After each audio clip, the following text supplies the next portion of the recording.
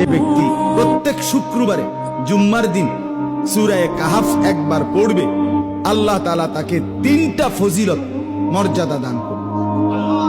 নবীজি সাল্লাল্লাহু আলাইহি সাল্লাম বলছেন, 1 নাম্বার, এই সূরা পুরাটা যে পড়বে শুক্রবার দিন, আল্লাহ তাআলা তার জমিন থেকে মানে তার পায়ের নিচ থেকে 7 আসমান পর্যন্ত তার জন্য পুরাটা জায়গা নূর আলোকিত করে দিবে।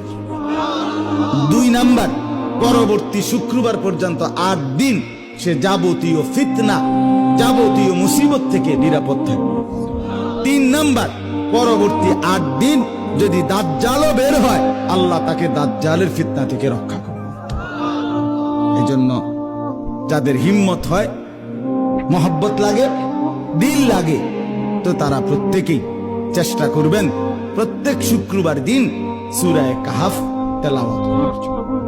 আল্লাহ তাআলা তৌফিক দান করেন।